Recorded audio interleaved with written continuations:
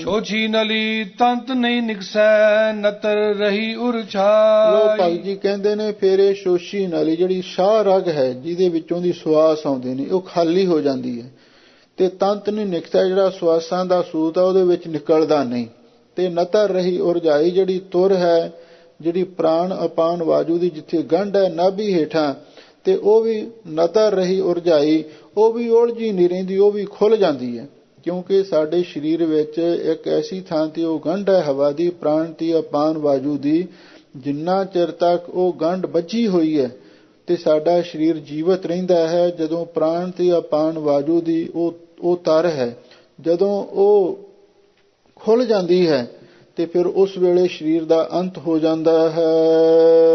ਛੋੜ ਪਸਾਰ ਇਹਾਂ ਰੋ ਬਪਰੀ ਕਹੋ ਕਬੀਰ ਸਮਝਾਈ। ਲੋ ਭਗਤ ਕਬੀਰ ਜੀ ਕਹਿੰਦੇ ਨੇ ਵੀ ਜਿਹੜਾ ਜੀਵ ਹੈ ਉਹ ਵੀ ਜਿਹੜੀ ਜੀਵ ਹੈ ਉਹ ਸੰਸਾਰਾਕਾਰ ਬਿਰਤੀ ਨੂੰ ਕਹਿੰਦਾ ਹੈ ਕਿ ਇਹ ਬਪਰੀ ਇਹ ਇਸਤਰੀ ਤੂੰ ਵੀ ਜਿਹੜਾ ਹੋਰ ਪਸਾਰਾ ਕਰਨਾ ਛੱਡ ਕੇ ਇਹਾਂ ਰਹੋ ਤੂੰ ਇੱਥੇ ਹੀ ਹੁਣ ਰਹਿ ਭਾਵ ਤੂੰ ਵੀ ਇੱਥੇ ਬੈਠ ਕੇ ਰੱਬ ਦਾ ਭਜਨ ਕਰ ਆਪਣੇ ਜੀਵਨ ਨੂੰ ਸਫਲਾ ਕਰ ਲੈ। ਕਹੋ ਕਬੀਰ ਸਮਝਾਈ ਕਬੀਰ ਭਗਤ ਜੀ ਕਹਿੰਦੇ ਇਸ ਢੰਗ ਦੇ ਨਾਲ ਵੀ ਇਸ ਜੀਵ ਰੂਪ ਜੁਲਾਹੇ ਨੇ ਆਪਣੇ ਘਰਵਾਲੀ ਨੂੰ ਸਮਝਾਇਆ ਸਿੱਖਿਆ ਦਿੱਤੀ।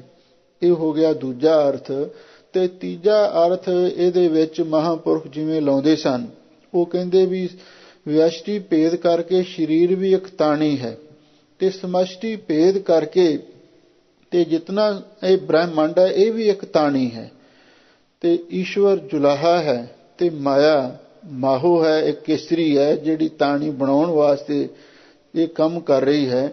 ਲੋ ਹੁਣ ਉਹ ਅਰਥ ਮਹਾਂਪੁਰਖ ਇਉਂ ਕਰਦੇ ਸਨ ਗਈ ਬੁਨਾਵਨ ਮਾਹੋ ਕਰ ਛੋੜਿਆ ਜਾਏ ਜੁਲਾਹੂ। ਇਹ ਜਿਹੜੀ ਮਾਹੋ ਦਾ ਅਰਥ ਮਾਇਆ ਰੂਪ ਇਸਤਰੀ ਹੈ ਇਹ ਬ੍ਰਹਮੰਡ ਦੀ ਅਥਵਾ ਸੰਸਾਰ ਦੀ ਤਾਣੀ ਬਣਾਉਣ ਵਾਸਤੇ ਤੇ ਜੁਲਾਹੇ ਈਸ਼ਵਰ ਦੇ ਕੋਲ ਗਈ ਮਾਇਆ ਸਬਲ ਪਰਮੇਸ਼ਰ ਦੇ ਕੋਲ ਗਈ ਕਰ ਛੋੜਿਆ ਜਾਏ ਜੁਲਾਹੋ ਤੇ ਉਸ ਵੇਲੇ ਜੁਲਾਹੇ ਨੇ ਆਪਣਾ ਜਿਹੜਾ ਅਸਲੀ ਘਰ ਸੀ ਇਹਦਾ ਮਤਲਬ ਵਾਹਿਗੁਰੂ ਨੇ ਜੋ ਆਪਣਾ ਅਸਲੀ ਘਰ ਸੀ ਨਿਰਾਕਾਰ ਸਰੂਪ ਉਹਨੂੰ ਛੱਡ ਦਿੱਤਾ ਭਾਵ ਨਿਰਗੁਣ ਤੋਂ ਸਰਗੁਣ ਸਰੂਪ ਧਾਰਨ ਕਰ ਲਿਆ ਮਾਇਆ ਸਬਲ ਹੋ ਗਿਆ ਕਿ ਉਹਨੇ ਸੰਸਾਰ ਦੀ ਰਚਨਾ ਕੀਤੀ ਤੇ ਉਹ ਕਿਵੇਂ ਕੀਤੀ ਇਹ ਸਮਸ਼ਟੀ ਭੇਦ ਕਰਕੇ ਜਿਵੇਂ ਗਾਜ ਨਾਵ ਗਾਜ ਦਸ ਗਾਜ ਅਕੀਸ ਸਮੁੱਚੇ ਜਿਹੜੇ ਸੰਸਾਰ ਦੀਆਂ 9 ਗੋਲਕਾਂ ਨੇ ਤੇ 10 ਇੰਦਰੀਏ ਨੇ ਤੇ 5 ਸੂਖਮ ਤੇ ਅਸੂਲ ਤੱਤ ਨੇ ਤੇ 5 ਪ੍ਰਾਣ 5 ਉਪ ਪ੍ਰਾਣ ਨੇ ਤੇ ਇਸ ਤਰ੍ਹਾਂ ਇਹ ਜਿਹੜੀ ਪੂਰੀ ਹੈ ਜਿਹੜੀ ਬ੍ਰਹਮੰਡ ਦੀ ਇੱਕ ਤਾਣੀ ਉਸ ਵਾਹਿਗੁਰੂ ਪਰਮੇਸ਼ਰ ਨੇ ਬਣਾਈ ਹੈ ਭਾਵੇਂ ਸਮੁੱਚਾ ਸੰਸਾਰ ਅਥਵਾ ਬ੍ਰਹਮੰਡ ਵੀ ਇੱਕ ਤਾਣੀ ਹੈ ਤੇ 60 ਸੂਤ ਨਵਖੰਡ 72 ਜਿਹੜੇ 60 ਸੂਤ ਕਿਹੜੇ ਨੇ ਜਿਹੜੀਆਂ 60 ਬੀਸੀਆਂ ਨੇ ਕਹਿੰਦੇ ਨੇ ਵੀ 3 ਦੇਵਤੇ ਨੇ ਤੇ ਇਹਨਾਂ ਤਿੰਨਾਂ ਨੂੰ 20 ਸਾਲ ਦਿੱਤੇ ਜਾਂਦੇ ਨੇ 20 ਸਾਲਾਂ ਦੇ ਵਿੱਚ ਕਈ ਵਾਰੀ ਪੈਦਾਇਸ਼ ਵੱਧ ਹੁੰਦੀ ਹੈ ਤੇ ਫਿਰ 20 ਸਾਲਾਂ ਦੇ ਬਾਅਦ ਤੇ ਫਿਰ ਅੱਗੇ ਕੋਈ ਪਦਾਰਥਾਂ ਦੀ ਸੰਪਤੀ ਦੇ ਵਿੱਚ ਵਾਧਾ ਹੁੰਦਾ ਹੈ ਤੇ ਫਿਰ ਅਗਲੇ 20 ਸਾਲਾਂ ਦੇ ਵਿੱਚ ਸਭ ਕੁਝ ਖਤਮ ਵੀ ਹੋ ਜਾਂਦਾ ਹੈ। ਇਹ 60 ਬੀਸੀਆਂ ਕਹਿੰਦੇ ਨੇ ਜਦੋਂ ਬ੍ਰਹਮਾ ਦੀ ਬੀਸੀ ਹੁੰਦੀ ਹੈ ਉਦੋਂ ਜਨਸੰਖਿਆ ਬਹੁਤ ਹੀ ਵੱਧਦੀ ਹੈ ਤੇ ਜਦੋਂ ਵਿਸ਼ਨੂੰ ਦੀ ਬੀਸੀ ਹੁੰਦੀ ਉਦੋਂ ਬਹੁਤਾ ਅੰਨ ਭੰਡਾਰ ਤੇ ਧਨ ਵੱਧਦਾ ਹੈ। ਜਦੋਂ ਸ਼ਿਵ ਜੀ ਦੀ ਬੀਸੀ ਆਉਂਦੀ ਉਸ ਵੇਲੇ ਸਭ ਕੁਝ ਖਤਮ ਹੋ ਜਾਂਦਾ ਹੈ। ਇਹ ਜਿਹੜੀਆਂ 60 ਬੀਸੀਆਂ ਨੇ ਇਹ ਮਾਨੋ 60 ਸੂਤ ਨੇ ਤੇ ਆ ਜਿਹੜੀ 9 ਖੰਡਾਂ ਵਾਲੀ ਧਰਤੀ ਹੈ ਇਹ ਮਾਨੋ ਤਾਣਾ ਤਣਿਆ ਹੋਇਆ ਤੇ 72 ਤੇ ਇਸ ਤੋਂ ਅੱਗੇ ਜਿਹੜਾ 72 ਗੁਣਾ ਬ੍ਰਹਮੰਡ ਹੈ ਇਹਨੂੰ ਮਾਨੋ ਇਹ ਅਧਿਕਾਈ ਬਹੁਤ ਅਧਿਕਾਈ ਵੱਡਾ ਇਸ ਨਾਲੋਂ ਵੱਧ ਪੇਟਾ ਲੱਗਿਆ ਹੋਇਆ ਹੈ। ਗਈ ਬੁਨਾਵਨ ਮਾਹੋ ਇਹ ਜਿਹੜੀ ਮਾਇਆ ਰੂਪ ਇਸਤਰੀ ਸੀ ਇਹ ਬ੍ਰਹਮੰਡ ਦੀ ਤਾਣੀ ਬਣਾਉਣ ਵਾਸਤੇ ਈਸ਼ਵਰ ਜੁਲਾਹੇ ਦੇ ਪਾਸ ਗਈ ਉਹਨੇ ਆਪਣਾ ਘਰ ਛੱਡ ਕੇ ਭਾਵ ਆਪਣਾ ਜਿੱਥੇ ਉਹਦਾ ਅਸਲੀ ਸਰੂਪ ਸੀ ਉਹਨੂੰ ਛੱਡ ਕੇ ਤੇ ਫਿਰ ਉਹ ਮਾਇਆ ਸਬਲ ਹੋਇਆ। ਰਹਾਉ ਵਿਸ਼ਰਾਮ ਦੇ ਕੇ ਭਗਤ ਜੀ ਅੱਗੇ ਫਰਮਾਉਂਦੇ ਨੇ ਗਜੀ ਨਾ ਮਿਨੀਆਂ ਤੋਲ ਨਾ ਤੁਲਿਆ ਜਿਹੜੀ ਇਹ ਸੰਸਾਰ ਦੀ ਐਸੀ ਤਾਣੀ ਕਹਿੰਦੇ ਨੇ ਉਸ ਵਾਹਿਗੁਰੂ ਨੇ ਬਣਾਈ ਇਹਨੂੰ ਗਜਾਂ ਦੇ ਨਾਲ ਮਿਣਿਆ ਨਹੀਂ ਜਾ ਸਕਦਾ। ਕੋਈ ਮਿਣ ਸਕਦਾ ਵੀ ਇਹ ਸੰਸਾਰ ਕਿਤਨਾ ਵੱਡਾ ਹੈ। ਤੋਲ ਨਾ ਤੁਲਿਆ ਨਾ ਹੀ ਕੋਈ ਇਹਨੂੰ ਤਰਾਜੀ ਉੱਤੇ ਪਾ ਕੇ ਕਿਸੇ ਤਕੜੀ ਤੇ ਪਾ ਕੇ ਤੋਲ ਹੀ ਸਕਦਾ ਹੈ। ਪਾਚਨ ਸਿਰ 28 ਲੋ ਭਗਤ ਜੀ ਕਹਿੰਦੇ ਨੇ ਇਹਨੂੰ ਜਿਹੜੀ ਸਿਰਫ 2.5 ਸਿਰ ਪਾਣ ਦਿੱਤੀ ਹੈ। ਇਹਦਾ ਮਤਲਬ ਵਾਹਿਗੁਰੂ ਨੇ ਜਦੋਂ ਓੰਕਾਰ ਸ਼ਬਦ ਉਚਾਰਨ ਕੀਤਾ ਉੱਥੋਂ ਸੰਸਾਰ ਦੀ ਪੈਦਾਇਸ਼ ਹੋ ਗਈ। ਇਹ ਜਿਹੜਾ 2.5 ਅੱਖਰਾ ਓੰਕਾਰ ਹੈ, ਇੱਕ ਓੰਕਾਰ ਪ੍ਰਥਮੇ ਓੰਕਾਰ ਤਿਨ ਕਹਾ ਤਾਂ ਤੇ ਪੂਰ ਜਗਤ ਤੁਨ ਰਹਾ। ਓੰਕਾਰ ਉਤਪਾਤੀ ਕੀਆ ਦਿਨ ਸਭ ਰਾਤੀ। ਵਣ ਤ੍ਰਿਣ ਤ੍ਰੇ ਪਵਨ ਪਾਣੀ ਚਾਰ ਬੇਦ ਚਾਰੇ ਖਾਣੀ। ਖੰਡ ਦੀਪ ਸਭ ਲੋਆ ਏਕ ਕਵਾਵੈ ਤੇ ਸਭ ਹੋਆ। ਉਹ ਜਿਹੜਾ 2.5 ਸ਼ੇਰ ਤੋਂ ਮੁਰਾਦ ਹੈ ਵੀ ਇੱਕ ਓੰਕਾਰ, ਇਹ ਇਸ ਨੂੰ ਪਾਚਨ ਦਾ ਅਰਥ ਵੀ ਇਹਨੂੰ ਪਾਨ ਚੜਾਈ ਹੈ। ਜੋ ਕਰ ਪਾਚਨ ਬੇਗ ਨਾ ਪਾਵੈ ਝਗਰ ਕਰੈ ਕਰਹਾਈ। ਜੇਕਰ ਪਾਚਨ ਦਾ ਅਰਥ ਹੈ ਵੀ ਜਿਹੜਾ ਇੱਕ ਓੰਕਾਰ ਰੂਪ ਵਾਹਿਗੁਰੂ ਦਾ ਨਾਮ ਹੈ, ਜੇ ਬੇਗ ਨਾ ਪਾਵੇ, ਜੇ ਇਸ ਨੂੰ ਛੇਤੀ ਨਾ ਮਿਲੇ, ਜੀਵ ਨੂੰ ਝਗਰ ਕਰੈ ਕਰਹਾਈ। ਜਿਹੜਾ ਅਸਲੀ ਬ੍ਰਹਿਮੰਡ ਦਾ ਮਾਲਕ ਅਕਾਲ ਪੁਰਖ ਹੈ ਉਹ ਫਿਰ ਝਗੜਾ ਕਰਦਾ। ਜਿਹੜਾ ਮਨੁੱਖ ਸੰਸਾਰ ਦੇ ਵਿੱਚ ਆ ਕੇ ਵਾਹਿਗੁਰੂ ਦਾ ਨਾਮ ਨਹੀਂ ਜਪਦਾ, ਇੱਕ ਓੰਕਾਰ ਦੇ ਨਾਲ, ਉਸ 2.5 ਅੱਖਰੇ ਨਾਮ ਦੇ ਨਾਲ ਆਪਣੀ ਸੁਰਤ ਨੂੰ ਨਹੀਂ ਜੋੜਦਾ, ਤੇ ਫਿਰ ਮਾਲਕ ਵਾਹਿਗੁਰੂ ਦੇ ਨਾਲ ਝਗੜਾ ਵੀ ਕਰਦਾ ਵੀ ਮੈਂ ਤੈਨੂੰ ਨਾਮ ਜਪਣ ਵਾਸਤੇ ਭੇਜਿਆ ਸੀ, ਤੂੰ ਕਿਉਂ ਨਹੀਂ ਜਪਿਆ। ਦਿਨ ਕੀ ਬੈਠ ਖਸਮ ਕੀ ਬਰਕਸ। ਲੋਕ ਭਗਤ ਜੀ ਕਹਿੰਦੇ ਨੇ ਵੀ ਇਸ ਜੀਵ ਨੂੰ ਕਹਿੰਦੇ ਨੇ ਤੇਰੇ ਦਿਨ ਕਿਹੜੇ ਨੇ, ਤੂੰ ਇੱਥੇ ਬੈਠਾ ਹੈ ਸੰਸਾਰ ਦੇ ਵਿੱਚ। ਖਸਮ ਕੀ ਬਰਕਸ, ਜਿਹੜਾ ਖਸਮ ਮਾਲਕ ਹੈ ਅਕਾਲ ਪੁਰਖ, ਉਹਦੇ ਵੱਲੋਂ ਤੱਦੀ ਆ ਰਹੀ ਹੈ। ਉਹ ਤੱਦੀ ਕਿਵੇਂ ਹੈ? ਚਲੋ ਹੋ ਸ਼ਤਾਬ ਦੀਵਾਨ ਬੁਲਾਇਆ ਹਰ ਫਰਮਾਨ ਦਰਗਹ ਕਾ ਆਇਆ। ਇਹ ਬੇਲਾ ਕਾਤਾਈ, ਆ ਜਿਹੜਾ ਮਨੁੱਖਾ ਜੀਵਨ ਦਾ ਅਮੋਲਕ ਸਮਾਂ ਹੈ, ਇਹ ਮੁੜ ਕੇ ਕਦੋਂ ਤੇਰੇ ਹੱਥ ਆਵੇਗਾ? ਫੇਰ ਨਹੀਂ ਆਵੇਗਾ। ਤੇ ਯਾਦ ਰੱਖ ਛੂਟੇ ਕੁੰਡੇ, ਜਦੋਂ ਇਹ ਸਮਸ਼ਟੀ ਭੇਦ ਕਰਕੇ ਜਿਹੜੇ ਆ ਸਮੁੰਦਰ ਹੈ ਨਾ, ਸੱਤੇ ਸਮੁੰਦਰ, ਇਹ ਛੂਟੇ ਦਾ ਅਰਥ ਵੀ ਉਛਲ ਜਾਣਗੇ, ਜਲ ਪਰਲੋਂ ਹੋਵੇਗੀ। ਪੀ ਗਿਆ ਪੁਰੀਆਂ ਜਿੰਨੇ ਸ਼ਹਿਰ ਨੇ ਟਾਊਨ ਨੇ, ਤੇ ਸਾਰੇ ਭਿੱਜ ਜਾਣਗੇ, ਡੁੱਬ ਜਾਣਗੇ ਉਸ ਸਮੁੰਦਰ ਦੇ ਪਾਣੀ ਦੇ ਵਿੱਚ। ਚਲਿਓ ਜੁਲਾਹੋ ਰੀਸਾਈ, ਜਦੋਂ ਸੰਸਾਰ ਦੀ ਇਹ ਤਾਣੀ ਜਦੋਂ ਸਾਰੀ ਹੀ ਭਿੱਜ ਜਾਂਦੀ ਹੈ, ਤੇ ਜਿਹੜਾ ਈਸ਼ਵਰ ਰੂਪ ਜੁਲਾਹਾ ਹੈ ਉਹ ਰੀਸਾਈ ਦਾ ਅਰਥ ਹੈ ਵੀ ਖਿੱਚ ਕੇ ਉਹ ਆਪਣੇ ਵਾਸਤਵ ਸਰੂਪ ਜਿਹੜਾ ਉਹਦਾ ਘਰ ਹੈ ਸੱਚਖੰਡ, ਉਸ ਪਾਸੇ ਵੱਲ ਨੂੰ ਚਲਿਆ ਜਾਂਦਾ ਹੈ। ਸ਼ੋਸ਼ੀ ਨਲੀ ਤੰਤ ਨਹੀਂ ਨਿਕਸੈ, ਤੇ ਜਿਹੜੀ ਇਹ ਬ੍ਰਹਮੰਡ ਦੀ ਜਿਹੜੀ ਨਲੀ ਹੈ ਉਹ ਸ਼ੋਸ਼ੀ ਹੋ ਜਾਂਦੀ। ਭਾਵੇਂ ਜਿਹੜੀ ਮਾਇਆ ਰੂਪੀ ਨਲੀ ਜਿਸ ਨੇ ਸਾਰੇ ਬ੍ਰਹਮੰਡ ਨੂੰ ਬਣਾਇਆ ਹੈ, ਇਹ ਮਾਇਆ ਰੂਪੀ ਜਿਹੜੀ ਨਲੀ ਹੈ ਇਹ ਵੀ ਸ਼ੋਸ਼ੀ ਵਾਸ਼ਨਾ ਤੋਂ ਰਹਿਤ ਹੋ ਜਾਂਦੀ। ਤੰਤ ਨਹੀਂ ਨਿਕਸੈ, ਇਹਦੇ ਵਿੱਚੋਂ ਜਿਹੜਾ ਸੰਸਾਰ ਬਣਾਉਣ ਦਾ, ਸੰਸਾਰ ਪੈਦਾ ਕਰਨ ਦਾ ਇਹ ਸੰਸਕਾਰ ਰੂਪੀ ਤਾਗਾ ਨਿਕਲਦਾ ਹੀ ਨਹੀਂ। ਤੇ ਨਤਰ ਰਹੀ ਉਹ ਰਜਾਈ, ਤੇ ਜਿਹੜੀ ਕਹਿੰਦੇ ਉਹ ਇੱਕ ਆਕਾਸ਼ ਤੇ ਧਰਤੀ ਦੇ ਵਿੱਚ ਇੱਕ ਐਸੀ ਹਵਾ ਦੀ ਗੰਢ ਹੈ। ਇੱਕ ਤਾਂ ਸਾਡੇ ਸਰੀਰ ਵਿੱਚ ਨਾ ਪ੍ਰਾਣ ਅਪਾਨ ਵਾਯੂ ਦੀ ਗੰਢ, ਤੇ ਇੱਕ ਧਰਤੀ ਤੇ ਅਸਮਾਨ ਦੇ ਵਿਚਾਲੇ ਵੀ ਇੱਕ ਉਹ ਹਵਾ ਦੀ ਗੰਢ ਹੈ ਜਿਸ ਨੂੰ ਸਸਮਾਰ ਚੱਕਰ ਕਹਿੰਦੇ ਨੇ। ਉਹ ਇੱਕ ਤਰ ਹੈ, ਉਹਦੇ ਆਸਰੇ ਧਰਤੀ ਤੇ ਅਸਮਾਨ ਖੜੇ ਨੇ। ਨਤਰ ਰਹੀ ਉਹ ਰਜਾਈ, ਉਹ ਵੀ ਉਲਝੀ ਨਹੀਂ ਰਵੇਗੀ, ਭਾਵ ਉਹ ਵੀ ਖੁੱਲ ਜਾਵੇਗੀ। ਜਦੋਂ ਬ੍ਰਹਮੰਡ ਦੀ ਪਰਲੋ ਹੁੰਦੀ ਹੈ ਨਾ, ਤੇ ਉਹ ਜਿਹੜੀ ਹਵਾ ਦੀ ਗੰਢ ਖੁੱਲ ਜਾਂਦੀ ਹੈ, ਫਿਰ ਧਰਤੀ ਤੇ ਅਸਮਾਨ ਦੋਵੇਂ ਹੀ ਖਤਮ ਹੋ ਜਾਂਦੇ ਨੇ। ਛੋੜ ਪਸਾਰ ਇਹਾਂ ਰਹੋ ਬਪਰੀ, ਕਹੋ ਕਬੀਰ ਸਮਝਾਈ। ਭਗਤ ਕਬੀਰ ਜੀ ਕਹਿੰਦੇ ਨੇ ਫਿਰ ਈਸ਼ਵਰ ਜੁਲਾਹਾ ਤੇ ਆਪਣੀ ਮਾਇਆ ਰੂਪ ਸ਼ਕਤੀ ਨੂੰ ਸਮਝਾਉਂਦਾ ਹੈ ਵੀ ਇਹ ਮਾਇਆ ਰੂਪ ਬਪੜੀ, ਇਹ ਇਸਤਰੀ, ਤੂੰ ਹੁਣ ਸੰਸਾਰ ਦੇ ਪਸਾਰੇ ਦਾ ਖਿਆਲ ਛੱਡ, ਤੂੰ ਹੁਣ ਇੱਥੇ ਮੇਰੇ ਕੋਲੇ ਰਹਿ। ਤੇ ਭਾਵ ਉਹ ਜਿਹੜਾ ਈਸ਼ਵਰ ਜੁਲਾਹਾ ਹੈ ਉਹ ਆਪਣੀ ਮਾਇਆ ਰੂਪ ਸ਼ਕਤੀ ਨੂੰ ਆਪਣੇ ਵਿੱਚ ਹੀ ਅਭੇਦ ਕਰਕੇ ਤੇ ਉਹਨੂੰ ਉੱਥੇ ਹੀ ਸੰਕੋਚ ਲੈਂਦਾ ਹੈ। ਮਾਇਆ ਵੀ ਰੱਬ ਤੋਂ ਬਿਨਾਂ ਕੁਛ ਨਹੀਂ ਨਾ ਕਰ ਸਕਦੀ। ਜਦੋਂ ਮਹਾਪਰਲੋ ਹੁੰਦੀ ਹੈ ਤੇ ਉਸ ਵੇਲੇ ਈਸ਼ਵਰ ਜੁਲਾਹਾ ਆਪ ਜਿਹੜਾ ਬ੍ਰਹਮ ਸਰੂਪ ਹੈ ਉਹਦੇ ਵਿੱਚ ਲੀਨ ਹੋ ਜਾਂਦਾ, ਤੇ ਮਾਇਆ ਨੂੰ ਵੀ ਕਹਿੰਦਾ ਤੂੰ ਵੀ ਹੁਣ ਮੇਰੇ ਕੋਲ ਹੀ ਰਹਿ। ਮਾਇਆ ਨੂੰ ਵੀ ਆਪਣੇ ਵਿੱਚ ਹੀ ਅਭੇਦ ਕਰ ਲੈਂਦਾ ਹੈ। ਇਹ ਕੁਦਰਤ ਵੀ ਕਾਦਰ ਦੇ ਵਿੱਚ ਹੀ ਜਾ ਕੇ ਅਭੇਦ ਹੋ ਜਾਂਦੀ ਹੈ। ਇਉਂ ਭਗਤ ਕਬੀਰ ਜੀ ਨੇ ਵੀ ਇਸ ਸ਼ਬਦ ਦੇ ਵਿੱਚ ਪਹਿਲਾਂ ਤੇ ਇੱਕ ਬਾਹਰਲੀ ਤਾਣੀ ਦਾ ਦ੍ਰਿਸ਼ਟਾਂਤ ਦਿੱਤਾ, ਫਿਰ ਸਰੀਰ ਰੂਪੀ ਤਾਣੀ ਦਾ ਢੰਗ ਦੱਸਿਆ ਕਿਵੇਂ ਉਹ ਤਿਆਰ ਹੁੰਦੀ ਹੈ, ਤੇ ਫਿਰ ਅੱਗੇ ਬ੍ਰਹਮੰਡ ਤੇ ਸੰਸਾਰ ਦੀ ਤਾਣੀ ਕਿਵੇਂ ਤਿਆਰ ਹੋਈ ਇਹਦੇ ਬਾਰੇ ਇਹ ਉਪਦੇਸ਼ ਦਿੱਤਾ ਹੈ, ਜਿਸ ਨੂੰ ਸੁਣ ਕੇ ਪੰਡਿਤ ਲਾਜਵਾਬ ਹੋਇਆ ਤੇ ਸ਼ਰਮਸਾਰ ਹੋ ਕੇ ਵਾਪਸ ਚਲਿਆ ਗਿਆ। ਗੌੜੀ ਏਕ ਜੋਤ ਏਕਾ ਮਿਲੀ ਕਿੰਬਾ ਹੋਏ ਮਹੋਏ। ਲੋ ਹੁਣ ਭਗਤ ਕਬੀਰ ਜੀ ਦੇ ਪਾਸ ਕੁਛ ਜਿਗਿਆਸੂ ਆਏ ਨੇ।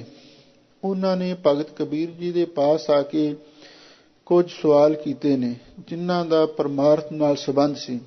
ਕਹਿਣ ਲੱਗੇ, ਮਹਾਰਾਜ ਸਾਨੂੰ ਕਿਰਪਾ ਕਰਕੇ ਇਹ ਦੱਸੋ ਏਕ ਜੋਤ ਏਕਾ ਮਿਲੀ, ਜਦੋਂ ਇੱਕ ਜਿਹੜੀ ਜੀਵ ਦੀ ਜੋਤ ਪਰਤਕ ਜੋਤ ਆਤਮਾ ਹੈ, ਏਕਾ ਮਿਲੀ ਜਦੋਂ ਇੱਕ ਪ੍ਰਮਾਤਮਾ ਦੀ ਜੋਤ ਵਿੱਚ ਮਿਲ ਗਈ, ਭਾਵ ਜਦੋਂ ਇੱਕ ਵਾਰੀ ਮਨੁੱਖ ਦੀ ਆਤਮਾ ਉਸ ਪਰਮਾਤਮਾ ਵਿੱਚ ਮਿਲ ਜਾਂਦੀ ਹੈ, ਕਿੰਬਾ ਹੋਏ ਮੋਏ, ਫਿਰ ਕੀ ਉਸ ਦਾ ਰੂਪ ਹੋ ਜਾਂਦੀ ਹੈ। ਕਿੰਬਾ ਦਾ ਅਰਥ ਜਾਂ ਮੋਏ, ਉਹ ਉਸ ਤੋਂ ਵੱਖ ਵੀ ਹੋ ਜਾਂਦੀ ਹੈ। ਇਹ ਇੱਕ ਸਵਾਲ ਕੀਤਾ ਗਿਆ ਹੈ ਜਿਗਿਆਸੂਆਂ ਵੱਲੋਂ ਵੀ ਜਿਵੇਂ ਇੱਕ ਨਦੀ ਸਾਗਰ ਵਿੱਚ ਜਾ ਕੇ ਰਲ ਜਾਵੇ, ਉਹ ਸਾਗਰ ਤੋਂ ਕਦੀ ਵੱਖ ਵੀ ਹੋ ਸਕਦੀ ਜਾਂ ਸਾਗਰ ਦਾ ਰੂਪ ਹੀ ਹੋਈ ਰਹਿੰਦੀ ਹੈ। ਤੇ ਭਗਤ ਜੀ ਦੇ ਪਾਸੇ ਸਵਾਲ ਕੀਤਾ, ਏਕ ਜੋਤ ਏਕਾ ਮਿਲੀ ਕਿੰਬਾ ਹੋਏ ਮੋਏ, ਜਦੋਂ ਜੀਵ ਦੀ ਇੱਕ ਪਰਤਕ ਜੋਤ ਉਸ ਪਰਮ ਜੋਤ ਵਿੱਚ ਅਭੇਦ ਹੋ ਜਾਂਦੀ ਹੈ ਤੇ ਫਿਰ ਉਹ ਉਹਦਾ ਰੂਪ ਹੋ ਜਾਂਦੀ ਹੈ ਤੇ ਉਸ ਤੋਂ ਵੱਖ ਨਹੀਂ ਹੋ ਸਕਦੀ। ਜਿਤ ਘਟ ਨਾਮ ਨਾ ਉਪਜੈ, ਫੂਟ ਮਰੈ ਜਨ ਸੋਏ। ਪਰ ਭਗਤ ਜੀ ਕਹਿੰਦੇ ਨੇ ਵੀ ਇੱਕ ਗੱਲ ਯਾਦ ਰੱਖੋ, ਜਿਤ ਘਟ, ਜਿਸ ਜੀਵ ਦੇ ਘਟ ਹਿਰਦੇ ਵਿੱਚ ਨਾਮ ਨਾ ਉਪਜੈ, ਅਕਾਲ ਪੁਰਖ ਵਾਹਿਗੁਰੂ ਦਾ ਨਾਮ ਪੈਦਾ ਨਹੀਂ ਹੁੰਦਾ, ਭਾਵ ਜਿਸ ਦੇ ਅੰਦਰੋਂ ਵਾਹਿਗੁਰੂ ਦੇ ਨਾਮ ਦੀ ਪਿਆਸ ਨਹੀਂ ਜਾਗਦੀ, ਫੂਟ ਮਰੈ ਜਨ ਸੋਏ, ਉਹ ਜਿਹੜਾ ਮਨੁੱਖ ਹੈ ਉਹ ਤੇ ਭਾਈ ਫੁੱਟ ਕੇ ਮਰਦਾ ਹੈ, ਭਾਵ ਉਹਦਾ ਸਰੀਰ ਫੁੱਟ ਜਾਂਦਾ ਹੈ, ਕੋੜ ਚੱਲ ਪੈਂਦਾ ਹੈ, ਦੁਖੀ ਹੋ ਕੇ ਮਰਦਾ ਹੈ। ਅਥਵਾ ਦੂਸਰਾ ਹੈ ਫੂਟ ਮਰੈ ਜਨ ਸੋਏ, ਉਹ ਮਨੁੱਖ ਫੁੱਟ ਫੁੱਟ ਕੇ ਰੋਂਦਾ ਹੈ ਤੇ ਰੋ ਰੋ ਕੇ ਮਰ ਜਾਂਦਾ ਹੈ। ਸਾਵਲ ਸੁੰਦਰ ਰਾਮਈਆ, ਮੇਰਾ ਮਨ ਲਾਗਾ ਤੋਹੇ ਰਹਾਉ। ਲੋ ਭਗਤ ਕਬੀਰ ਜੀ ਕਹਿੰਦੇ ਨੇ, ਸਾਵਲ ਸੁੰਦਰ ਰਾਮਈਆ, ਮੇਰਾ ਮਨ ਲਾਗਾ ਤੋਹੇ, ਹੈ ਵਾਹਿਗੁਰੂ ਤੂੰ ਸਾਵਲ ਦਾ ਅਰਥ ਮਾਇਆ ਸਬਲ ਤੇ ਬਹੁਤ ਸੁੰਦਰ ਰਾਮਈਆ ਸਰਵ ਵਿਆਪਕ ਸਰੂਪ ਹੈ। ਮੇਰਾ ਮਨ ਲਾਗਾ ਤੋਹੇ, ਮੇਰਾ ਮਨ ਤਾਂ ਤੇਰੇ ਨਾਲ ਹੀ ਜੁੜਿਆ ਹੋਇਆ ਹੈ, ਇਸ ਲਈ ਮੇਰਾ ਮਨ ਤੈਨੂੰ ਛੱਡ ਕੇ ਕਿਸੇ ਹੋਰ ਪਾਸੇ ਨਹੀਂ ਜਾ ਸਕਦਾ। ਸਾਧ ਮਿਲੈ ਸਿਧ ਪਾਈਐ, ਕਿ ਇਹੋ ਜੋਗ ਕੇ ਭੋਗ। ਰਹਾਉ ਵਿਸਰਾਮ ਦੇ ਕੇ ਭਗਤ ਜੀ ਅੱਗੇ ਫਰਮਾਉਂਦੇ ਨੇ, ਸਾਧ ਮਿਲੈ ਸਿਧ ਪਾਈਐ, ਜਦੋਂ ਸਾਧ ਪੂਰਨ ਸਤਿਗੁਰੂ ਮਿਲਦੇ ਨੇ, ਉਹਨਾਂ ਦੀ ਕਿਰਪਾ ਦੇ ਨਾਲ ਹੀ ਸਿੱਧ ਪਾਈਐ, ਅਸਲੀ ਜਿਹੜੀ ਮੁਕਤੀ ਹੈ, ਕੇਵਲ ਮੁਕਤੀ ਪ੍ਰਾਪਤ ਹੁੰਦੀ ਹੈ। ਕਿ ਇਹੋ ਜੋਗ ਕੇ ਭੋਗ, ਇਹ ਜਿਹੜਾ ਯੋਗ ਹੈ ਤੇ ਭੋਗ ਹੈ, ਇਹ ਕਿਸੇ ਅਰਥ ਨਹੀਂ ਹੈ। ਜੇ ਪੂਰੇ ਗੁਰੂ ਦੀ ਕਿਰਪਾ ਨਾ ਹੋਵੇ, ਇਹ ਯੋਗ ਤੇ ਭੋਗ ਇਹਨਾਂ ਦੋਹਾਂ ਦੀ ਸਫਲਤਾ ਨਹੀਂ ਹੋ ਸਕਦੀ। ਜੇ ਪੂਰਾ ਗੁਰੂ ਮਿਲੇ ਤਾਂ ਹੀ ਅਸਲੀ ਮੁਕਤੀ ਪ੍ਰਾਪਤ ਹੁੰਦੀ ਹੈ, ਨਹੀਂ ਇਹ ਯੋਗ ਤੇ ਭੋਗ ਦੀ ਕੋਈ ਮਹਾਨਤਾ ਨਹੀਂ ਹੈ। ਦੋਹ ਮਿਲ ਕਾਰਜ ਉਪਜੈ, ਰਾਮ ਨਾਮ ਸੰਜੋਗ। ਲੋ ਭਗਤ ਜੀ ਕਹਿੰਦੇ ਨੇ, ਜਿਹੜੇ ਦੋਹ ਮਿਲ, ਦੋਹਾਂ ਦੇ ਮਿਲਣ ਤੋਂ ਹੀ ਅੱਗੇ ਕਾਰਜ ਉਪਜੈ ਦਾ, ਅੱਗੇ ਕਾਰਜ ਪੈਦਾ ਹੁੰਦਾ ਹੈ, ਕਾਰਜ ਪ੍ਰਗਟ ਹੁੰਦਾ ਹੈ। ਦੋ ਕੌਣ ਨੇ? ਗੁਰੂ ਤੇ ਸਿੱਖ, ਸ਼ਬਦ ਤੇ ਸੁਰਤ। ਜਦੋਂ ਇਹ ਦੋਵੇਂ ਮਿਲਦੇ ਨੇ ਤੇ ਫਿਰ ਇਹ ਕਾਰਜ ਅੱਗੇ ਪੈਦਾ ਹੁੰਦਾ ਹੈ। ਕਿਹੜਾ ਕਾਰਜ? ਰਾਮ ਨਾਮ ਸੰਜੋਗ, ਵਾਹਿਗੁਰੂ ਦੇ ਨਾਮ ਦੇ ਸੰਜੋਗ ਦਾ ਕਾਰਜ। ਵੀ ਗੁਰੂ ਤੇ ਸਿੱਖ ਦੀ ਜਦੋਂ ਅੰਦਰੋਂ ਆਤਮਾ ਮਿਲਦੀ ਹੈ ਅਥਵਾ ਸੁਰਤ ਸ਼ਬਦ ਦਾ ਮੇਲ ਹੁੰਦਾ ਤੇ ਫਿਰ ਹੀ ਰਾਮ ਨਾਮ ਦੇ ਸੰਜੋਗ ਦਾ ਕਾਰਜ ਪੈਦਾ ਹੁੰਦਾ ਤੇ ਸਫਲ ਹੁੰਦਾ ਹੈ। ਲੋਕ ਜਾਣੈ ਉਹ ਗੀਤ ਹੈ, ਇਹ ਤੋ ਬ੍ਰਹਮ ਵਿਚਾਰ। ਲੋ ਭਗਤ ਜੀ ਫਰਮਾਉਂਦੇ ਨੇ, ਲੋਕ ਜਿਹੜਾ ਸੰਸਾਰ ਤੇ ਇਸ ਗੱਲ ਨੂੰ ਜਾਣਦਾ ਹੈ ਕਿ ਭਗਤ ਕਬੀਰ ਜੀ ਜੋ ਪਵਿੱਤਰ ਬਾਣੀ ਉਚਾਰਨ ਕਰ ਰਹੇ ਨੇ, ਇਹ ਇੱਕ ਸਾਧਾਰਨ ਗੀਤ ਹੈ। ਕਿਉਂਕਿ ਆਮ ਲੋਕਾਂ ਨੂੰ, ਜਿਨ੍ਹਾਂ ਨੂੰ ਗੁਰਬਾਣੀ ਦੀ ਸਮਝ ਨਹੀਂ ਨਾ ਹੈ, ਜੇ ਉਹਨਾਂ ਦੇ ਪਾਸ ਕੋਈ ਰਾਗੀ ਸਿੰਘ ਸ਼ਬਦ ਪੜ੍ਹੇ, ਉਹ ਕਹਿੰਦੇ ਵੀ ਇਹ ਵੀ ਬੜਾ ਸੋਹਣਾ ਗੀਤ ਹੈ। ਉਹ ਬਾਣੀ ਨੂੰ ਹੀ, ਤੁਰਕੀ ਬਾਣੀ ਨੂੰ ਕਈ ਲੋਕ ਬੇਵਕੂਫ ਗੀਤ ਹੀ ਸਮਝਦੇ ਨੇ। ਭਗਤ ਜੀ ਕਹਿੰਦੇ ਨੇ, ਲੋਕ ਜਾਣਨਾ ਇਹੋ ਗੀਤ ਹੈ। ਜਿਹੜੇ ਇਹ ਸੰਸਾਰ ਇਸ ਗੱਲ ਨੂੰ ਜਾਣਦਾ ਵੀ ਜਿਹੜੀ ਅਸੀਂ ਇਹ ਇਲਾਹੀ ਬਾਣੀ ਉਚਾਰਨ ਕਰ ਰਹੇ ਹਾਂ ਵੀ ਇਹ ਇੱਕ ਸਾਧਾਰਨ ਗੀਤ ਹੈ, ਇਹ ਤੋਂ ਬ੍ਰਹਮ ਵਿਚਾਰ। ਪਰ ਉਹਨਾਂ ਨੂੰ ਇਹ ਨਹੀਂ ਪਤਾ ਵੀ ਇਹ ਤੇ ਬ੍ਰਹਮ ਦੀ ਵਿਚਾਰ ਹੈ। ਜੋ ਕਾਸੀ ਉਪਦੇਸ਼ ਹੋਏ, ਮਾਨ ਸਮਰਤੀ ਬਾਰ। ਲੋ ਭਗਤ ਕਬੀਰ ਜੀ ਕਹਿੰਦੇ ਨੇ ਵੀ ਜਿਵੇਂ ਇਹ ਗੱਲ ਮੰਨੀ ਗਈ ਹੈ, ਲੋਕਾਂ ਵਿੱਚ ਇਹ ਗੱਲ ਪ੍ਰਚਲਿਤ ਹੈ। ਕਿਹੜੀ ਗੱਲ?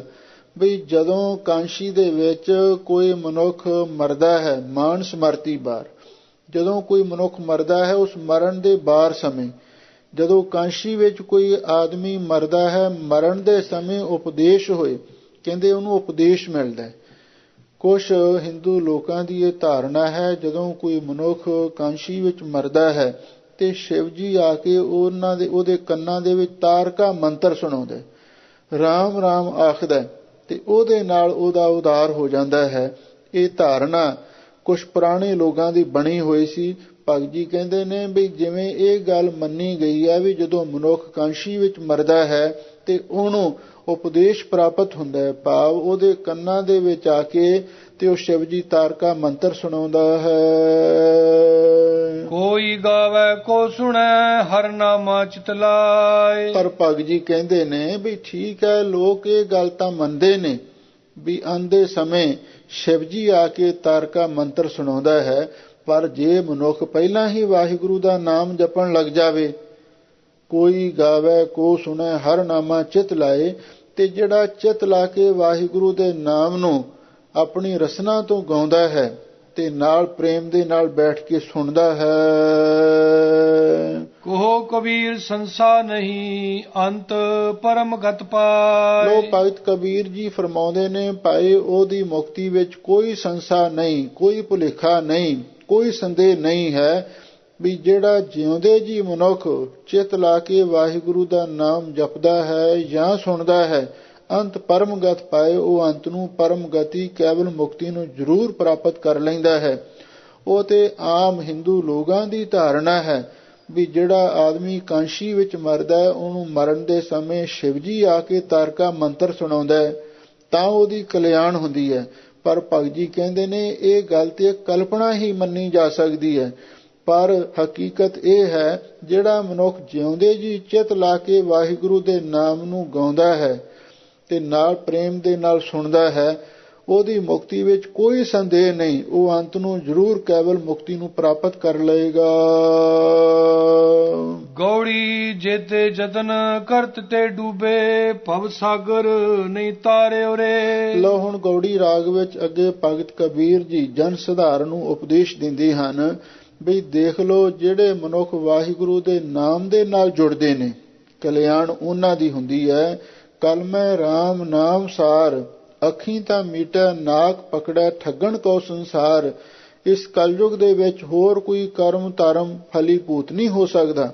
ਜਿਵੇਂ ਹਜ਼ੂਰ ਨੇ ਫਰਮਾਇਆ ਹੈ, ਰੇ ਮਨ ਵਤਰ ਬੀਜਣ ਨਾਓ ਬੋਏ ਖੇਤੀ ਲਾਏ ਮਨੂਆ ਪਲੋ ਸਮੋ ਸੁਆਓ। ਹੁਣ ਤੇ ਨਾਮ ਬੀਜਣ ਦੀ ਵਤਰ ਹੈ, ਜੇ ਹੁਣ ਇਸ ਵਤਰ ਅਨੁਸਾਰ ਨਾਮ ਦਾ ਬੀਜ ਬੀਜਾਂਗੇ ਉਹਦੇ ਨਾਲ ਹੀ ਮੁਕਤੀ ਦਾ ਫਲ ਪ੍ਰਾਪਤ ਹੋ ਸਕਦਾ ਹੈ। ਜੇ ਹੋਰ ਅਸੀਂ ਯਤਨ ਕਰਾਂਗੇ, ਆਣ ਰੂਤੀ ਆਣ ਬੋਈਏ ਫਲ ਨਾ ਫੁੱਲੇ ਤਾਹੀਂ, ਰੁੱਤ ਹੋਰ ਹੋਵੇ ਬੀਜ ਕੋਈ ਹੋਰ ਬੀਜ ਦੇਈਏ ਉਹ ਫਲੀਭੂਤ ਨਹੀਂ ਹੋਵੇਗਾ। ਇਸੇ ਲਈ ਭਗਤ ਕਬੀਰ ਜੀ ਫਰਮਾਉਂਦੇ ਨੇ, ਜੇਤੇ ਯਤਨ ਕਰਤ ਤੇ ਡੂਬੇ। ਇਹ ਜਿਗਿਆਸੂ ਲੋਕ ਜਿੰਨੇ ਵੀ ਨਾਮ ਤੋਂ ਬਿਨਾਂ ਹੋਰ ਯਤਨ ਕਰਦੇ ਸਨ, ਉਹ ਭਵਸਾਗਰ ਦੇ ਵਿੱਚ ਹੀ ਡੁੱਬ ਗਏ। ਭਵਸਾਗਰ ਨਹੀਂ ਤਾਰਿਓ ਰੇ। ਉਹਨਾਂ ਯਤਨਾਂ ਨੇ, ਉਹਨਾਂ ਸਾਧਨਾ ਨੇ ਭਵਸਾਗਰ ਤੋਂ ਉਹਨਾਂ ਨੂੰ ਪਾਰ ਨਹੀਂ ਕੀਤਾ। ਰੇ ਜਿਹੜਾ ਸ਼ਬਦ ਹੈ ਇਹ ਸੰਬੋਧਨ ਲਈ ਵਰਤਿਆ। ਹੇ ਭਾਈ, ਜਿਹੜੇ ਲੋਕ ਵਾਹਿਗੁਰੂ ਦੇ ਨਾਮ ਨੂੰ ਛੱਡ ਕੇ ਕੋਈ ਹੋਰ ਕਰਮ ਧਰਮ ਸਾਧਨ ਕਰਦੇ ਸਨ, ਉਹ ਡੁੱਬ ਗਏ ਤੇ ਉਹਨਾਂ ਨੂੰ ਉਹਨਾਂ ਕਰਮਾਂ ਧਰਮਾਂ ਨੇ, ਸਾਧਨਾ ਨੇ, ਯਗ ਯੋਗ ਆਦਿਕ ਨੇ, ਤੀਰਥ ਬਰ ਤੀਰਥ ਇਸ਼ਨਾਨ ਨੇ ਸੰਸਾਰ ਸਮੁੰਦਰ ਤੋਂ ਪਾਰ ਨਹੀਂ ਕੀਤਾ। ਕਰਮ ਧਰਮ ਕਰਤੇ ਬੋ ਸੰਜਮ ਅਹੰਗ ਬੁੱਧ ਮਨ ਜਾਰਿਓ ਰੇ। ਲੋਕ ਕਿਉਂ ਨਹੀਂ ਉਹਨਾਂ ਸਾਧਨਾ ਨੇ ਪਾਰ ਕੀਤਾ? ਇਹਦਾ ਕਾਰਨ ਭਗਤ ਜੀ ਦੱਸਦੇ ਨੇ, ਕਰਮ ਧਰਮ ਕਰਤੇ ਬਹੁਤ ਸੰਜਮ। ਜਿਹੜੇ ਲੋਕ ਬਹੁਤੇ ਕਰਮ ਧਰਮ ਕਰਦੇ ਨੇ, ਤੀਰਥ ਵਰਤ ਪੁੰਨ ਦਾਨ ਇਸ਼ਨਾਨ ਕਰਦੇ ਨੇ ਤੇ ਨਾਲ ਬਹੁਤ ਸੰਜਮ ਜਿਹੜੇ ਵਰਤ ਨੇ ਵੀ ਰੱਖਦੇ ਨੇ, ਅਹੰਗ ਬੁੱਧ ਮਨ ਜਾਰਿਓ ਰੇ, ਤੇ ਉਹਨਾਂ ਦਾ ਮਨ ਹੰਕਾਰ ਵਾਲੀ ਬੁੱਧੀ ਨੇ ਹੀ ਸਾੜ ਦਿੱਤਾ। ਭਾਵ ਜਿਹੜੇ ਮਨੁੱਖ ਬਹੁਤੇ ਧਰਮ ਕਰਮ ਜਪ ਤਪ ਪੁੰਨ ਦਾਨ ਤੀਰਥ ਇਸ਼ਨਾਨ ਤੇ ਬਹੁਤ ਸੰਜਮ ਵਰਤ ਨੇਮ ਰੱਖਦੇ ਨੇ, ਉਹਨਾਂ ਦੇ ਮਨ ਦੇ ਵਿੱਚ ਬਹੁਤਾ ਹੰਕਾਰ ਪੈਦਾ ਹੋ ਜਾਂਦਾ ਹੈ। ਹੰਕਾਰ ਵਾਲੀ ਬੁੱਧੀ ਉਹਨਾਂ ਦੇ ਕਰਮਾਂ ਧਰਮਾਂ ਨੂੰ ਸਾੜ ਕੇ ਸੁਆਹ ਕਰ ਦਿੰਦੀ ਹੈ। ਸਾਸ ਗਰਾਸ ਕੋ ਦਾਤੋ ਠਾਕੁਰ ਸੋ ਕਿਉ ਮਨੋ ਵਿਸਾਰਿਓ ਰੇ। ਲੋ ਭਗਤ ਜੀ ਕਹਿੰਦੇ ਨੇ, ਹੇ ਭਾਈ, ਉਹ ਅਕਾਲ ਪੁਰਖ ਵਾਹਿਗੁਰੂ ਸਾਸ ਗਰਾਸ ਕੋ ਦਾਤੋ ਠਾਕੁਰੋ, ਸਵਾਸ ਗਰਾਸ ਸਭ ਨੂੰ ਰਿਜ਼ਕ ਦੇਣ ਵਾਲਾ ਹੈ। ਇਹ ਜਿਹੜੇ ਸਵਾਸ ਨੇ ਸਾਡੇ ਜੀਵਨ ਦਾ ਆਧਾਰ ਨੇ। ਇਹ ਆਉਂਦੇ ਜਾਂਦੇ ਸਵਾਸਾਂ ਦੇ ਵਿੱਚ ਵਾਹਿਗੁਰੂ ਹੀ ਸਾਨੂੰ ਰਿਜ਼ਕ ਦੇ ਰਿਹਾ ਹੈ। ਸੋ ਕਿਉ ਮਨੁ ਵਿਸਾਰਿਓ ਰਹੇ। ਭਾਈ ਤੁਸੀਂ ਉਸ ਅਕਾਲ ਪੁਰਖ ਨੂੰ ਆਪਣੇ ਮਨ ਤੋਂ ਕਿਉਂ ਭੁਲਾ ਦਿੱਤਾ ਹੈ। ਹੀਰਾ ਲਾਲ ਅਮੋਲ ਜਨਮ ਹੈ, ਕੌਡੀ ਬਦਲੇ ਹਾਰਿਓ ਰੇ। ਲੋ ਭਗਤ ਜੀ ਫਰਮਾਉਂਦੇ ਨੇ ਇਹ ਜਿਹੜਾ ਮਨੁੱਖਾ ਜਨਮ ਹੈ ਇਹ ਬੜਾ ਹੀ ਅਮੋਲਕ ਹੀਰੇ ਤੇ ਲਾਲ ਵਰਗਾ ਹੈ। ਕੌਡੀ ਬਦਲੇ ਹਾਰਿਓ ਰੇ, ਪਰ ਤੁਸੀਂ ਇਸ ਨੂੰ ਕੌਡੀ ਦੇ ਬਦਲੇ ਹਾਰ ਦਿੱਤਾ ਹੈ। ਇਸ ਹੀਰੇ ਤੇ ਲਾਲ ਨੂੰ ਕੌਡੀ ਬਦਲੇ ਤੁਸੀਂ ਗਵਾ ਦਿੱਤਾ ਹੈ। ਕੌਡੀ ਤੋਂ ਮੁਰਾਦ ਹੈ ਮਾਇਆ ਦੀ। ਅਸੀਂ ਮਾਇਆ ਦੇ ਪਿੱਛੇ ਆਪਣੇ ਹੀਰੇ ਤੇ ਲਾਲ ਵਰਗੇ ਅਮੋਲਕ ਜਨਮ ਨੂੰ ਗਵਾਈ ਜਾ ਰਹੇ ਹਾਂ। ਜਿਵੇਂ ਇੱਕ ਥਾਂ ਤੇ ਹੋਰ ਵੀ ਸਤਿਗੁਰੂ ਦੇ ਬਚਨ ਆਏ ਨੇ ਬਈ ਵਾਹਿਗੁਰੂ ਦਾ ਇਹ ਜਿਹੜਾ ਹੀਰੇ ਜੈਸਾ ਜਨਮ ਹੈ ਕੌਡੀ ਬਦਲਿਆ ਜਾਏ। ਹੀਰੇ ਵਰਗਾ ਜਿਹੜਾ ਬੜਾ ਹੀ ਅਮੋਲਕ ਜਨਮ ਹੈ ਇਹ ਮਾਇਆ ਰੂਪੀ ਕੌਡੀ ਦੇ ਬਦਲੇ ਸਾਡਾ ਬਰਬਾਦ ਹੋ ਰਿਹਾ ਹੈ, ਅਥਵਾ ਵਿਸ਼ੇ ਸੁਖ ਦੀ ਕੌਡੀ ਬਦਲੇ ਅਸੀਂ ਉਹਨੂੰ ਗਵਾਈ ਜਾ ਰਹੇ ਹਾਂ। ਮਹਾਂਪੁਰਖ ਇੱਕ ਛੋਟੀ ਜਿਹੀ ਉਦਾਹਰਣ ਦਿੰਦੇ ਸਨ ਬਈ ਕੋਈ ਸਾਧੂ ਸੀ, ਉਹਦੇ ਕੋਲ ਇੱਕ ਬੜਾ ਕੀਮਤੀ ਲਾਲ ਸੀ। ਉਹਨੇ ਉਸ ਨੂੰ ਗੋਦੜੀ ਵਿੱਚ ਸਿਉਂ ਕੇ ਰੱਖਿਆ ਹੋਇਆ ਸੀ ਤੇ ਕੁਛ ਠੱਗ ਸਨ, ਉਹਨਾਂ ਨੂੰ ਇਸ ਗੱਲ ਦੀ ਭਿਣਕ ਮਿਲੀ ਵੀ ਇਹ ਸਾਧੂ ਕੋਲੇ ਲਾਲ ਹੈ ਔਰ ਉਹਨਾਂ ਨੇ ਪ੍ਰੋਗਰਾਮ ਬਣਾ ਲਿਆ ਵੀ ਆਪਾਂ ਇਹ ਲਾਲ ਇਹਦੇ ਕੋਲੋਂ ਚੁਰਾਉਣਾ ਹੈ। ਤੇ ਉਹ ਜਿਹੜੇ ਚੋਰ ਸਨ ਉਹ ਚਾਰ ਰਲ ਕੇ ਉਹਦੇ ਸਾਧੂ ਦੇ ਜਾ ਕੇ ਚੇਲੇ ਬਣ ਗਏ। ਤੇ ਉਹ ਹੁਣ ਸਾਧੂ ਦਿਨ ਰਾਤ ਗੋਦੜੀ ਲਾਉਂਦਾ ਹੀ ਨਹੀਂ ਸੀ ਤੇ ਉਹਨਾਂ ਨੂੰ ਦਾ ਨਾ ਲੱਗਿਆ ਤੇ ਕਈ ਦਿਨ ਉਹਨਾਂ ਨੂੰ ਪਿੱਛੇ ਫਿਰਦਿਆਂ ਹੋ ਗਏ। ਫਿਰ ਇੱਕ ਦਿਨ ਕਿਤੇ ਉਹਨਾਂ ਨੇ ਰਾਤ ਨੂੰ ਪੜਾ ਕੀਤਾ ਤੇ ਉਹ ਜਿਹੜੇ ਠੱਗ ਚੇਲੇ ਸਨ ਸਾਧੂ ਨੂੰ ਕਹਿਣ ਲੱਗੇ, ਕਹਿੰਦੇ ਮਹਾਰਾਜ ਵੀ ਹੁਣ ਆਪਾਂ ਕੋਈ ਅੰਨ ਪਾਣੀ ਦਾ ਵੀ ਲੰਗਰ ਦਾ ਵੀ ਬੰਦੋਬਸਤ ਕਰੀਏ। ਤੇ ਉਹ ਸਾਧੂ ਨੇ ਕੁਛ ਆਪਣੇ ਕੋਲੋਂ ਪੈਸੇ ਦਿੱਤੇ ਤੇ ਕਹਿਣ ਲੱਗਾ ਜਾਓ ਜਾ ਕੇ ਤੁਸੀਂ ਰਾਸ਼ਨ ਪਾਣੀ ਲੈ ਆਓ। ਉਹ ਜਿਹੜੇ ਠੱਗ ਚੇਲੇ ਸਨ ਉਹਨਾਂ ਵਿੱਚੋਂ 2 ਜਾਣੇ ਰਾਸ਼ਨ ਪਾਣੀ ਲੈਣ ਚਲੇ ਗਏ ਤੇ ਉਹਨਾਂ ਨੇ ਕਿਸੇ ਬਾਣੀਏ ਦੀ ਦੁਕਾਨ ਤੋਂ ਜਾ ਕੇ ਰਾਸ਼ਨ ਪਾਣੀ ਲਿਆ ਤੇ ਕੁਛ ਇੱਕ ਕੌਡੀ ਵਾਪਸ ਲੈਣੀ ਭੁੱਲ ਗਏ। ਤੇ ਜਦੋਂ ਵਾਪਸ ਮੁੜ ਕੇ ਆਏ ਸਾਧੂ ਨੂੰ ਕਹਿਣ ਲੱਗੇ, ਕਹਿੰਦੇ ਲਓ ਮਹਾਰਾਜ ਆ ਅਸੀਂ ਰਾਸ਼ਨ ਪਾਣੀ ਲੈ ਆਂਦਾ ਤੇ ਹੁਣ ਲੰਗਰ ਤਿਆਰ ਕਰੋ ਤੇ ਆਪਾਂ ਰਲ ਕੇ ਛਕੀਏ। ਉਹ ਸਾਧੂ ਪੁੱਛਣ ਲੱਗਾ ਕੁਛ ਬਕਾਇਆ ਨਹੀਂ ਮੁੜਿਆ। ਉਹ ਕਹਿੰਦੇ ਇੱਕ ਕੌਡੀ ਬਕਾਇਆ ਸੀ ਪਰ ਉਹ ਅਸੀਂ ਲੈ ਕੇ ਨਹੀਂ ਆਏ, ਜਾਂ ਉਹ ਬਾਣੀਆਂ ਭੁੱਲ ਗਿਆ ਤੇ ਜਾਂ ਉਸਦੇ ਕੋਲ ਹੈ ਨਹੀਂ ਸੀ। ਤੇ ਉਹ ਸਾਧੂ ਬੜਾ ਕੰਜੂਸ ਸੀ, ਬੜਾ ਸਵਾਰਥੀ ਸੀ। ਉਹ ਕਹਿਣ ਲੱਗਾ ਹੈ ਤੁਸੀਂ ਕੌਡੀ ਕਿਉਂ ਛੱਡ ਕੇ ਆਏ ਹੋ, ਤੁਸੀਂ ਕੌਡੀ ਲੈ ਕੇ ਆਓ। ਉਹ ਕਹਿੰਦੇ ਅਸੀਂ ਤਾਂ ਹਾਰ ਹੰਬ ਗਏ ਹਾਂ, ਤੁਰ ਕੇ ਗਏ ਹਾਂ, ਪੈਦਲ ਗਏ ਹਾਂ, ਅਸੀਂ ਨਹੀਂ ਜਾ ਸਕਦੇ ਤੇ ਫਿਰ ਤੁਸੀਂ ਜਾਣਾ ਤੇ ਤੁਸੀਂ ਜਾਇਓ। ਉਹ ਜਦੋਂ ਸਾਹ ਤੁਰਨ ਲੱਗਿਆ ਕੌਡੀ ਵੱਲ ਖਿਆਲ ਹੋ ਗਿਆ ਤੇ ਉਹ ਜਿਹੜੇ ਦੂਸਰੇ ਠੱਗ ਚੇਲੇ ਸਨ ਕਹਿਣ ਲੱਗੇ ਮਹਾਤਮਾ ਜੀ ਆ ਗੋਦੜੀ ਇੰਨੀ ਭਾਰੀ ਚੁੱਕੀ ਜਾਂਦੇ ਆ, ਇਹ ਤੁਸੀਂ ਸਾਨੂੰ ਦੇ ਦਿਓ, ਤੁਸੀਂ ਜਾ ਕੇ ਕੌਡੀ ਲਾਇਓ ਬਾਣੀ ਦੇ ਕੋਲੋਂ। ਉਸ ਕੌਡੀ ਦੇ ਖਿਆਲ ਦੇ ਵਿੱਚ ਹੀਰੇ ਦਾ ਖਿਆਲ ਭੁੱਲ ਗਿਆ। ਉਹ ਗੋਦੜੀ ਠੱਗ ਚੇਲਿਆਂ ਨੂੰ ਫੜਾ ਦਿੱਤੀ ਤੇ ਆਪ ਕੌਡੀ ਲੈਣ ਤੁਰ ਗਿਆ ਤੇ ਮਗਰੋਂ ਉਹਨਾਂ ਠੱਗਾਂ ਨੇ ਗੋਦੜੀ ਪਾੜੀ ਤੇ ਵਿੱਚੋਂ ਲਾਲ ਕੱਢਿਆ ਤੇ ਹਰਨ ਹੋ ਗਏ। ਤੇ ਪਿੱਛੋਂ ਉਹ ਜਾ ਕੇ ਬਾਣੀਏ ਦੇ ਨਾਲ ਉਹ ਸਾਧੂ ਲੜਦਾ ਕੌਡੀ ਮਸਾਂ ਲੈ ਕੇ ਆਇਆ ਤੇ ਜਦੋਂ ਆ ਕੇ ਵੇਖਿਆ ਤੇ ਲਾਲ ਗੁੰਮ ਹੋਇਆ ਪਿਆ ਹੈ ਤੇ ਕੌਡੀ ਲਈ ਫਿਰੇ ਹੱਥ ਵਿੱਚ। ਫਿਰ ਤਾਹਾਂ ਮਾਰ ਕੇ ਰੋਵੇ ਵੀ ਮੈਂ ਇਹ ਕਿਉਂ ਗਲਤੀ ਕੀਤੀ। ਇਹ ਤਾਂ ਇੱਕ ਦ੍ਰਿਸ਼ਟਾਂਤ ਹੈ ਨਾ।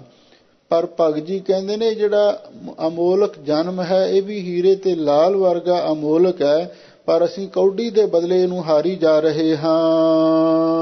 ਰਹਾਉ ਤ੍ਰਿਸ਼ਨਾ ਤ੍ਰਿਖਾ ਭੂਖ ਭਰਮ ਲਾਗੀ, ਹਿਰਦੈ ਨਾਏ ਵਿਚਾਰਿਓ ਰੇ। ਲੋ ਭਗਤ ਜੀ ਫਰਮਾਉਂਦੇ ਨੇ ਵੀ ਵੇਖ ਲਓ ਇਹ ਜਿਹੜਾ ਮਨੁੱਖ ਹੈ ਇਹਨੇ ਹਿਰਦੇ ਵਿੱਚ ਕੋਈ ਆਪਣੇ ਵਿਚਾਰ ਨਹੀਂ ਕੀਤੀ। ਇਹ ਦੁਨੀਆ ਦੇ ਲੋਗੋ ਧਿਆਨ ਦੇ ਨਾਲ ਸੁਣੋ, ਜਨ ਸਧਾਰਨ ਨੂੰ ਉਪਦੇਸ਼ ਹੈ।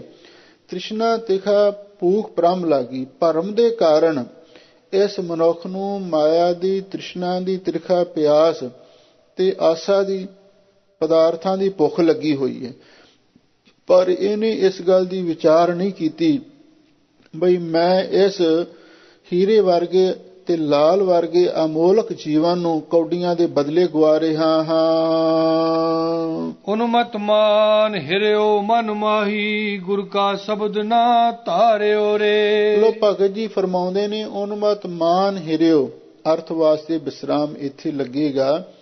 ਮਨ ਮਾਹੀ ਅਰਥ ਵਾਸਤੇ ਅੱਗੇ ਜਾਣਾ। ਮਨ ਮਾਹੀ ਗੁਰ ਕਾ ਸ਼ਬਦ ਨਾ ਧਾਰਿਓ ਰੇ, ਆਪਣੇ ਮਨ ਦੇ ਵਿੱਚ ਗੁਰੂ ਕਾ ਸ਼ਬਦ ਨਹੀਂ ਧਾਰਿਆ, ਆਪਣੇ ਮਨ ਵਿੱਚ ਗੁਰੂ ਦਾ ਸ਼ਬਦ ਨਹੀਂ ਵਸਾਇਆ, ਇਸ ਮਨੁੱਖ ਨੇ ਉਨਮਤ ਮਾਨ ਹਿਰਿਓ। ਤੇ ਮਾਨ ਦੀ ਉਨਮਤ ਦਾ ਅਰਥ ਹੈ ਵੀ ਖੁਮਾਰੀ ਦੇ ਵਿੱਚ, ਹਿਰਿਓ ਦਾ ਅਰਥ ਲੁੱਟਿਆ ਗਿਆ। ਇਹਦਾ ਮਤਲਬ ਇਹ ਹੈ ਇਸ ਮਨੁੱਖ ਨੂੰ ਚਾਹੀਦਾ ਸੀ ਗੁਰੂ ਦੇ ਸ਼ਬਦ ਨੂੰ ਹਿਰਦੇ ਵਿੱਚ ਵਸਾਉਂਦਾ, ਪਰ ਉਸ ਗੁਰੂ ਦੇ ਸ਼ਬਦ ਨੂੰ, ਗੁਰੂ ਦੇ ਮੰਤਰ ਨੂੰ ਹਿਰਦੇ ਵਿੱਚ ਵਸਾਇਆ ਨਹੀਂ। ਤੇ ਐਵੇਂ ਝੂਠੀ ਜਿਹੜੀ ਮਾਇਆ ਹੈ, ਧਨ ਦੌਲਤ ਹੈ, ਉਹਦੀ ਖੁਮਾਰੀ ਦੇ ਵਿੱਚ ਹੀ ਲੁੱਟਿਆ ਗਿਆ। ਭਾਵ ਵਾਹਿਗੁਰੂ ਦੇ ਨਾਮ ਧਨ ਨੂੰ ਸੰਗ੍ਰਹਿ ਨਾ ਕਰ ਸਕਿਆ।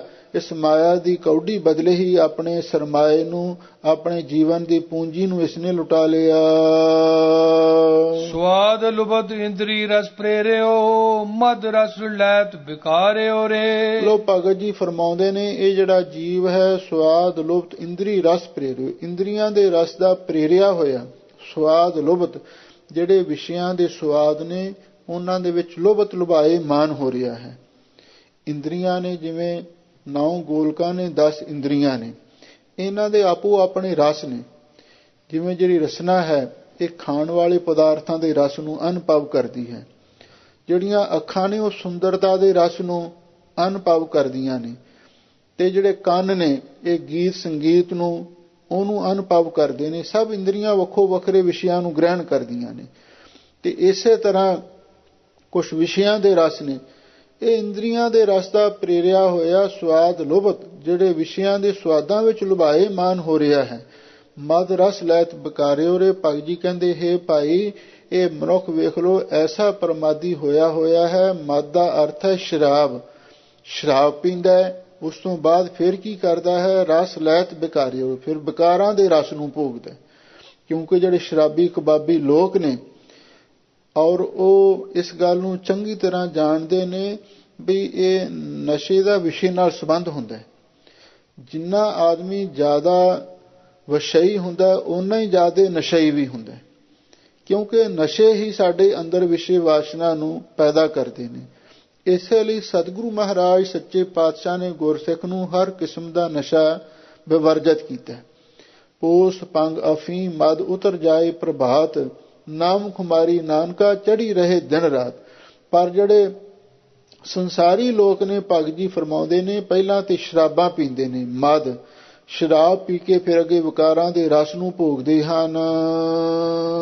ਕਰਮ ਭਾਗ ਸੰਤਨ ਸੰਗਾ ਨੇ, ਕਾਸ਼ਟ ਲੋ ਉਧਾਰਿਓ ਰੇ। ਕੀ ਮਹਾਰਾਜ ਫਿਰ ਕਿਸੇ ਤਰ੍ਹਾਂ ਐਸੇ ਜਿਹੜੇ ਵਸ਼ਈ ਪੁਰਸ਼ ਨੇ ਉਹਨਾਂ ਦਾ ਉਧਾਰ ਵੀ ਹੋ ਸਕਦਾ ਹੈ? ਤਾਂ ਭਗਤ ਜੀ ਕਹਿੰਦੇ ਨੇ, ਹਾਂ, ਕਰਮ ਭਾਗ ਸੰਤਨ ਸੰਗਾਨੇ, ਜੇ ਉਹਨਾਂ ਦੇ ਚੰਗੇ ਕਰਮ ਕੀਤੇ ਨੇ ਤੇ ਚੰਗੇ ਭਾਗ ਉਹਨਾਂ ਦੇ ਮੱਥੇ ਤੇ ਵਾਹਿਗੁਰੂ ਨੇ ਲਿਖ ਦਿੱਤੇ ਨੇ, ਸੰਤਨ ਸੰਗਾਨੇ, ਫਿਰ ਉਹਨਾਂ ਨੂੰ ਨਾਮ ਜਪਣ ਵਾਲੇ ਮਹਾਂਪੁਰਖਾਂ ਦੀ ਸੰਗਤ ਪ੍ਰਾਪਤ ਹੋ ਜਾਂਦੀ ਹੈ। ਤੇ ਮਹਾਂਪੁਰਖਾਂ ਦੀ ਸੰਗਤ ਇੱਕ ਬੇੜੀ ਦੇ ਸਮਾਨ ਹੈ। ਕਾਸ਼ਟ ਲੋਹ ਉਧਾਰਿਓ ਰੇ, ਜਿਵੇਂ ਕਾਠ ਦੇ ਨਾਲ ਲੋਹਾ ਵੀ ਪਾਰ ਹੋ ਜਾਂਦਾ, ਲੋਹਾ ਵੀ ਤਰ ਜਾਂਦਾ। ਇਸੇ ਤਰ੍ਹਾਂ ਜਿਨ੍ਹਾਂ ਨੇ ਪਿੱਛੇ ਚੰਗੇ ਕਰਮ ਕੀਤੇ ਨੇ ਤੇ ਜਿਨ੍ਹਾਂ ਦੇ ਮੱਥੇ ਤੇ ਵਾਹਿਗੁਰੂ ਨੇ ਚੰਗੇ ਭਾਗ ਲਿਖ ਦਿੱਤੇ ਨੇ, ਉਹਨਾਂ ਨੂੰ ਪੂਰਨ ਮਹਾਂਪੁਰਖਾਂ ਦੀ ਸੰਗਤ ਪ੍ਰਾਪਤ ਹੋ ਜਾਂਦੀ ਹੈ। ਵਡ ਭਾਗੀ ਸਾਧ ਸੰਗ ਪ੍ਰਾਪਤ, ਤਿਨ ਭੇਟ ਦੁਰਮਤ ਖੋਈ, ਤਿਨ ਕੀ ਤੂਰ ਨਾਨਕ ਦਾਸ ਬੰਛੈ, ਜਿਨ ਹਰ ਨਾਮ ਹਿਰਦੈ ਪਰੋਈ। ਮਹਿਮਾ ਸਾਧੂ ਸੰਕੀ ਸੁਨਹੁ ਮੇਰੇ ਮੀਤਾ, ਮੈਲ ਖੋਈ ਕੋਟ ਅਗ ਹਰੇ ਨਿਰਮਲ ਪੈ ਚੀਤਾ। ਤੇ ਮਹਾਂਪੁਰਖਾਂ ਦੀ ਸੰਗਤ ਕਾਠ ਦੀ ਬੇੜੀ ਹੈ। ਜਿਵੇਂ ਕਾਠ ਦੇ ਨਾਲ ਲੋਹਾ ਵੀ ਤਰ ਜਾਂਦਾ ਹੈ, ਇਸੇ ਤਰ੍ਹਾਂ ਮਹਾਂਪੁਰਖਾਂ ਦੀ ਸੰਗਤ ਕਰਕੇ ਵਸ਼ਈ ਵੀ, ਪਾਪੀ ਵੀ, ਅਜਾਮਲ ਵਰਗੇ ਤੇ ਗਨਕਾ ਵਰਗੇ ਵੀ ਸਾਰੇ ਤਰ ਜਾਂਦੇ ਹਨ। ਤਾਵਤ ਜੋਨ ਜਨਮ ਭਰਮ ਥਾਕੇ, ਅਬ ਦੁਖ ਕਰ ਹਮ ਹਾਰਿਓ ਰੇ। ਲੋਕ ਭਗਤ ਜੀ ਕਹਿੰਦੇ ਨੇ, ਤਾਵਤ ਜੋਨ ਜਨਮ ਭਰਮ ਥਾਕੇ, ਵੀ ਕਹਿੰਦੇ ਹੁਣ ਜਨਮ ਧਾਰਨ ਭਰਮ ਦੇ ਕਾਰਨ ਜਨਮ ਧਾਰਨ ਕਰ ਕਰਕੇ ਤੇ ਤਾਵਤ ਜੋਨ ਤੇ ਜੁਨਾ ਦੇ ਵਿੱਚ ਧਾ ਕੇ ਹੁਣ ਤੇ ਹੰਭ ਗਏ। ਭਾਵ ਭਰਮ ਦੇ ਕਾਰਨ ਅਨੇਕਾਂ ਜੁਨੀਆਂ ਦੇ ਵਿੱਚ ਜਨਮ ਲੈ ਕੇ ਇੱਧਰ ਉੱਧਰ ਦੌੜਦੇ ਰਹੇ। ਅੱਜ ਜਿਵੇਂ ਕਈ ਐਸੇ ਜਾਨਵਰ ਨੇ, ਅੱਜ ਜਿਵੇਂ ਘੋੜੇ ਨੇ, ਇਹ ਦੌੜੇ ਹੀ ਫਿਰਦੇ ਨੇ, ਗਧੇ ਵੀ ਇਹ ਵੀ ਹਿਣਕਦੇ ਫਿਰਦੇ ਨੇ, ਕੁੱਤੇ ਵੀ ਦੌੜੇ ਫਿਰਦੇ ਨੇ, ਹਰਨ ਵੀ ਦੌੜੇ ਫਿਰਦੇ ਨੇ। ਇਸ ਢੰਗ ਦੇ ਨਾਲ ਭਰਮ ਦੇ ਕਾਰਨ ਇਹ ਅਨੇਕਾਂ ਜੁਨੀਆਂ ਦੇ ਵਿੱਚ ਜਨਮ ਲੈ ਕੇ ਦੌੜਦੇ ਰਹੇ ਹਾਂ, ਹੁਣ ਹੰਭ ਗਏ ਹਾਂ। ਆਪ ਦੁੱਖ ਕਰ ਹਮ ਹਾਰਿਓ ਰੇ। ਹੇ ਵਾਹਿਗੁਰੂ ਜੀ, ਹੁਣ ਤੇ ਅਸੀਂ ਬੜੇ ਦੁੱਖ ਕਸ਼ਟ ਕਰ ਕਰਕੇ ਹਾਰ ਹੰਬ ਗਏ ਹਾਂ। ਹੁਣ ਸਾਡੇ ਹੱਥ ਖੜੇ ਨੇ, ਹੁਣ ਇਸ ਤੋਂ ਅੱਗੇ ਅਸੀਂ ਹੋਰ ਜੂਨਾਂ ਦੇ ਵਿੱਚ ਨਹੀਂ ਦੌੜ ਸਕਦੇ।